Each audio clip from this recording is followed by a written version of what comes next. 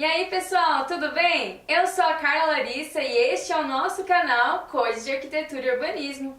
Hoje nós vamos continuar nossa viagem pela arquitetura egípcia, essa arquitetura maravilhosa, gente. Se você não assistiu o vídeo anterior, corre lá no canal, assiste rapidinho e vem pra cá. Como eu já disse, nem só de pirâmides vive a arquitetura egípcia.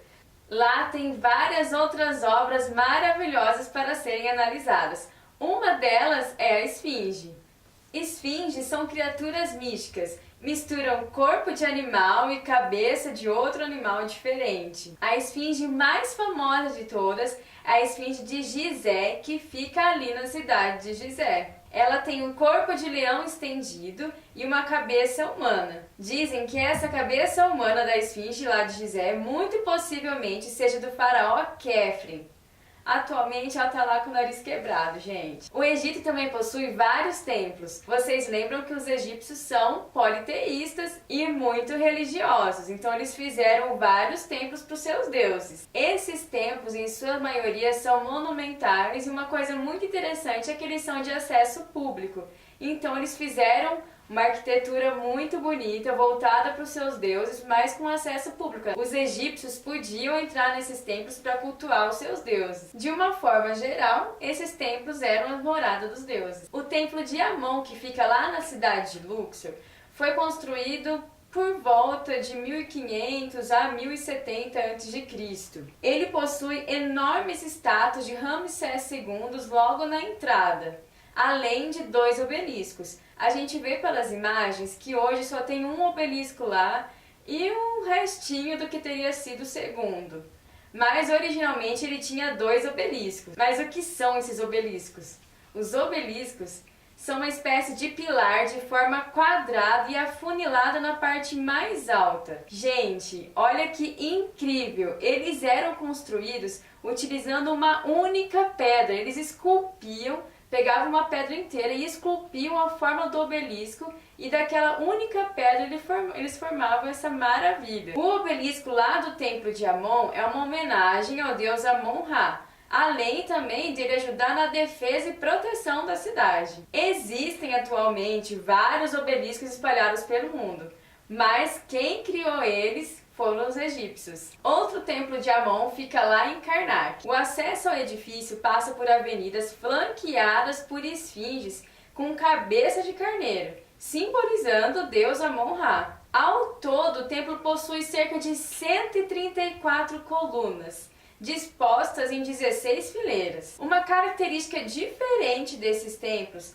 é que a maioria deles eram murados e o seu terreno tinha casas e armazéns que eram para sacerdotes e criados que ali ficavam, além de ter também um lago sagrado. No templo de Amon lá em Karnak, o lago está lá até hoje. O templo de Abu Simbel foi construído em 1301 a.C. Esse templo mostra claramente a obsessão que os egípcios tinham por esculturas de grande escala. Ele foi talhado na face da rocha e ele tem 4 estátuas de Ramsés II, 2 do lado direito e 2 do lado esquerdo. Essas estátuas têm 20 metros de altura. Isso porque elas estão sentadas. Imagine se elas estivessem em pé, o tamanho que não seria. Dentro do templo tem uma câmara principal, um tanto quanto meio sombria, meio escura. Fica uma penumbra dentro da câmara. E essa câmara ela tem 9 metros de altura. A gente pode ver que nas paredes ali da câmara tem vários pilares na forma do deus Osíris. Osíris é aquele deus, lembra, que pesa o coração dos egípcios quando eles morrem. A rainha Hatshepsut, não sei se é essa a pronúncia mesmo, foi a primeira rainha do Egito e ela ganhou um templo para si. Ele ergue-se em 3 níveis alongados que ligam-se por escadas rasas. As colunas desse templo, vocês podem perceber que elas são um pouco mais simples e menos ornamentadas, mas as paredes do templo são decoradas com cenas da vida da rainha. Eu deixei uma parte aqui toda especial para nós falarmos das colunas dos egípcios, porque, gente, essas colunas são imponentes e monumentais. Elas eram grandes, largas, extensas, com diâmetros enormes, pesadas, e uma característica comum de todas elas é que elas eram dispostas bem próximas entre si. Parecia que eles tinham medo mesmo que aquela edificação caísse e eles colocavam lá várias colunas para ficarem bem firmes e bem seguros. Para vocês terem uma ideia, as colunas do templo de Amon, que fica lá em Karnak, elas possuíam cerca de 21 metros de altura e 3,6 metros de diâmetro. Se eu estender meu braço de uma ponta a outra, ainda não dá o tamanho do diâmetro da coluna. Pensa como que elas não são grandes, enormes. Por isso que eu disse que elas são monumentais. Elas chegam chegando. O peso delas é de cerca de 226 mil quilos. Aí você pergunta como é que eles conseguiram levantar tudo isso? Bom, mas para os construtores das pirâmides, isso não é lá muito difícil, né? Em alguns lugares, essas colunas elas eram pintadas e decoradas. Gente, espetacular! A gente encontra a maioria das colunas na sustentação de templos. Elas eram altas e poderosas pilastras, como eu já disse, mega imponente. Pessoal, eu sei que eu falei para vocês lá no vídeo dos persas sobre o capitel das colunas persas do Palácio de Persépolis, mas eu não expliquei nada. Então hoje eu quero explicar para vocês a nomenclatura das colunas, porque daqui para frente isso vai ser muito importante para a análise arquitetônica das próximas civilizações, principalmente grega e romana. A coluna ela é formada, claro, por uma base, como o próprio nome já diz, que fica embaixo, né?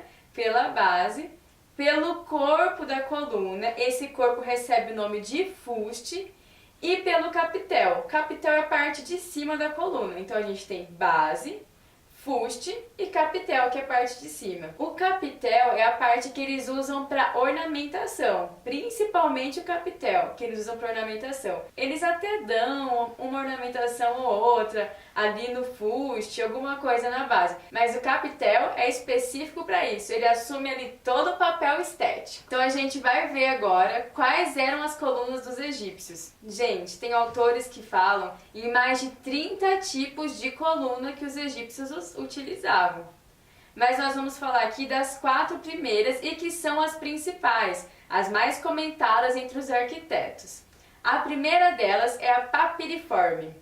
A gente tem papiriforme de 2 tipos, papiriforme aberta e papiriforme fechada. As papiriformes são inspiradas nas plantas de papiro. As plantas de papiro eram aquelas que eles usavam para fazer os papéis de papiro. A papiriforme aberta representa quando as pétalas do papiro estão abertas.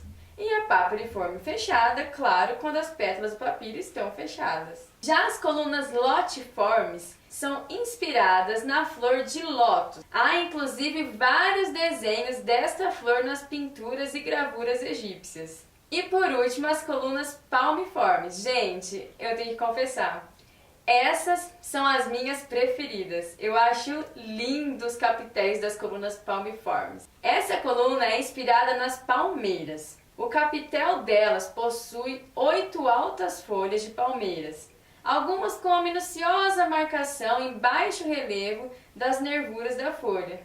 Lindo, gente!